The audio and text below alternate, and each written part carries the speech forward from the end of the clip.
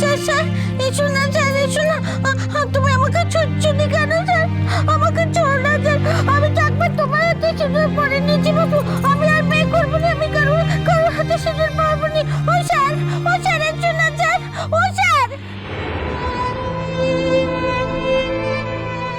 ঠাকুর আছেন গো, ঠাকুর আছেন, নাহলে এরকম ঘটনা ঘটে?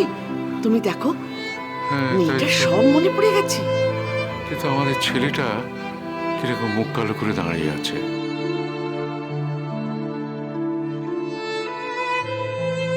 না গো না, ওর ভেতরেও শুভ বুদ্ধি এসেছে। নাহলে দেখো ঈশ্বরকে শুভ বুদ্ধি দেবেন।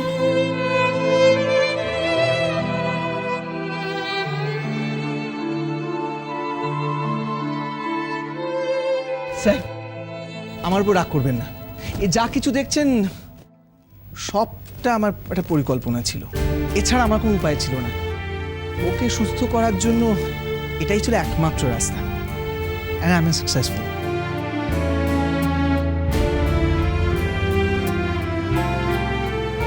অমতো ও আমার সঙ্গে যেভাবে বিহেভ করতো, মানে আপনি যা দেখেছেন চোখের সামনে, সেটা তো বুঝতেই পারছেন ওটা তো ডেলিভারিটলি করতো না। ও তো তখন কিছু বুঝতেই পারতো না, ও স্মৃতি ছিল না। ফলে ওকে কিন্তু ভুল বুঝবেন না, আপনি ওকে দূরে সরিয়ে দেবেন না। আপনারা সবাই সবার কষ্টের কথা বলছেন, কিন্তু ওর কষ্টের কথা একবার ভাবুন তো। সম্পূর্ণ অচেনা পরিবেশের স্মৃতি হারিয়ে কতগুলো অচেনা মানুষের সঙ্গে এতদিন।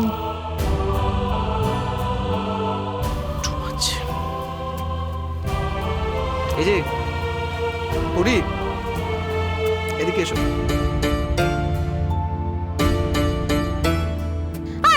তুমি আমাকে পই বলে ডাকছো কেন? আমি কি পই নাকি? আমার নাম পই। তুমি সরো থেকে নেকাতে কাছো।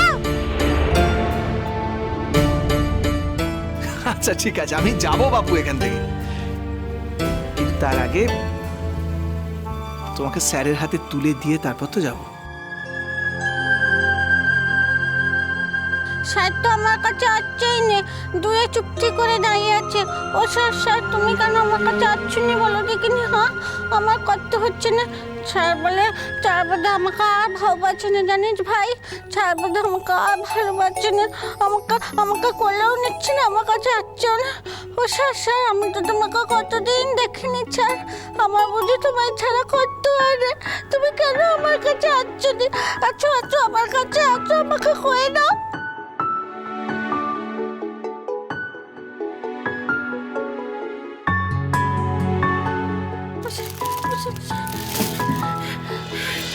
বাড়ি বাড়ি বাড়ি, তুমি আমাকে চিনতে পারছো বাড়ি? হ্যাঁ আমি তোমায় চিনতে পারছি। আমার বের করতে সব মনে পড়ে গেছে। হ্যাঁ বের করতে তোমার সঙ্গে আমার বিয়ে হয়েছে বাপু। হ্যাঁ এই জীবনে তুমি আমার আমি তোমার সঙ্গে আমার বিয়ে হয়েছে। তুমি থাকতে আমাকে কেউ বিয়ে করতে পারবে না। আমার সঙ্গে কাউ বিয়ে হবে না, কাউ বিয়ে হবে না বাবা।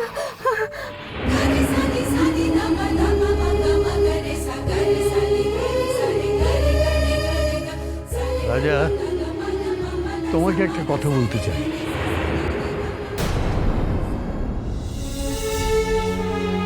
স্যার আপনি কিছু বলবেন না। স্যার আমি জানি আপনি কি বলবেন, আগে আমি বলি। আমি তো জানতাম আপনি না এসে পারবেন না, তাই আমি চেয়েছিলাম যা ঘটবার আপনার সামনে ঘটুক। আমি পুরোটাই বলতে পারতাম আপনাকে, অনেক আগেই বলতে পারতাম, কিন্তু আমি বলতে চাইনি ট্রিটমেন্টের কথা ভেবে। আমি চেয়েছিলাম ওকে এমন একটা পরিবেশের মধ্যে আমি নিয়ে আসবো, এই মন্ত্রোচ্চারণ হচ্ছে, এই মালা বদল হচ্ছে, এই সিঁদুর দিতে যাবো কি যাবো না, এর মধ্যে এসে ওর হয়তো মনে পড়ে যাবে, তাই এইটুকু রিস্ক আমাকে নিতেই হয়েছে।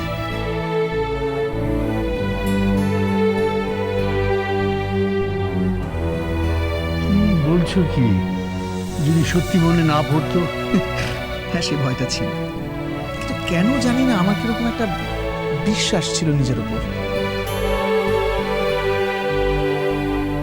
90% আমার বিশ্বাস ছিল যে ও ঠিক হয়ে যাবে, আমি পারবো, আমি সাকসেসফুল হব।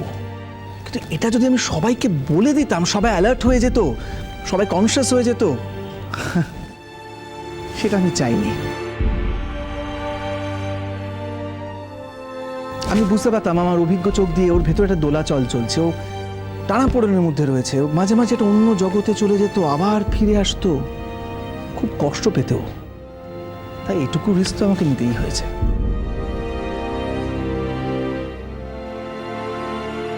আপনি তো মশাই সাংঘাতিক লোক। আপনি পুরো ব্যাপারটা এইভাবে সাজিয়েছেন।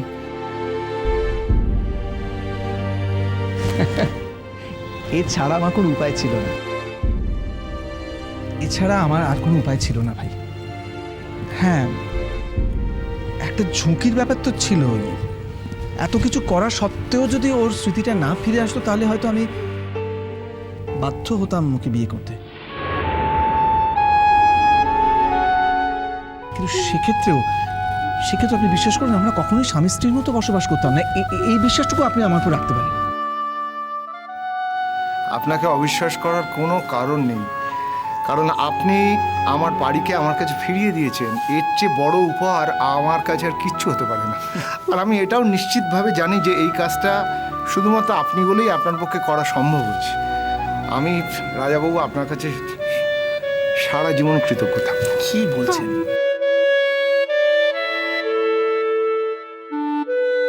আর কিছুই নয়, শুধু এই তোমার লোকজনের সামনে একটু অপ্রস্তুত হতে হলো। অপ্রস্তুত? কেন, অপ্রস্তুতের কি আছে? কোনে বদলে গেছে, ব্যাস, আর কিছু তো না। তার মানে মানেখানা আমি কই দিচ্ছি। হ্যাঁ, তুমি কি মানে বলবে পারিবা? হ্যাঁ, এত ভালো বেড সাজগোজ করা হয়েছে, বেড জন্য সাজানো হয়েছে, বিয়ে হবে না তাই কখনো হতে পারে? বলো ছিন্নমাত্রা, বৈদিকিনি বে করতে বোঝ, নইলে কিন্তু আমি সব ভেঙে চুয়ে নন্দভণ্ড করে দেবো আমার কথা না শুনলে। হ্যাঁ, আরে এসব তুমি কি বলছো পারি? এমন আজে বাজে কথা বলতে নেই। এগো বলছি, এগো। আশ্চর্য, একটা অবোধ মেয়েও যেটা বুঝতে পারছে, বলতে পারছে মুখে, কিন্তু তোর মাথায় ঢুকছে না নাকি? আচ্ছা দেবী, তোমার কি মনে হয় যে আমি তোমাকে ছাড়া আর কাউকে বিয়ে করতে পারতাম? সেটা কি সম্ভব ছিল আমার পক্ষে কখনো করা? হ্যাঁ, তুমি আমার কাছে আসলে বলে আমার অভিমান ছিল। পরে একটা জিনিস ভেবে দেখলাম যে আচ্ছা, আমি তো তোমাকে সমস্ত ব্যাপারে ছাড় দিয়েছি, সবসময় তুমি যা বলেছো সেইটাকে আমি প্রায়োরিটি দিয়েছি। তারপর একটা সময় মনে হলো না, আর নয়, বসো, আমি তোমাকে অর্ডার করছি বিয়ের পিঁড়িতে বসো, একদম দেরি করবে না, লক্ষ্মী মেয়ের মতো বসো, লগ্ন বয়ে যাচ্ছে।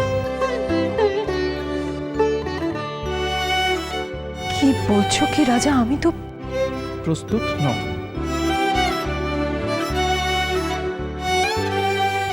এতদিনে রাজা ঠিক কাজ করেছে। দেবিকা, কখনো কখনো নিজের লোকের ওপর মানুষকে জোর কাটাতে হয়।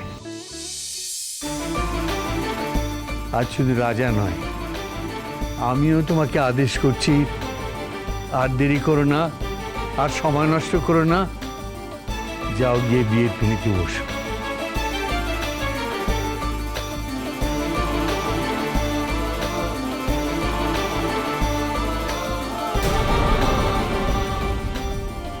বাবা, কথাটা হলো আমাদের বাড়ির সঙ্গে ওই ছেলেটার কিন্তু রীতিমতো মেলামেশা ছিল, সেই জন্যই ছেলেটা বাড়িকে বিয়ে করতে গিয়েছিল। আর বাড়িকে যে খুব একটা দূরে দূরে রাখতো তাও কিন্তু নয়, এমনও হতে পারে যে বাড়ির সঙ্গে কোনো ঘনিষ্ঠতাও হয়েছিল।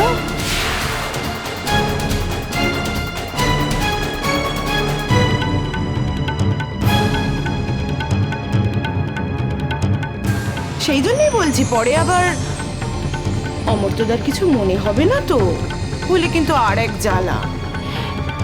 সেই আমাদের তো সব দিক ভেবে চিনতে বুঝেই কথা বলতে হয় না।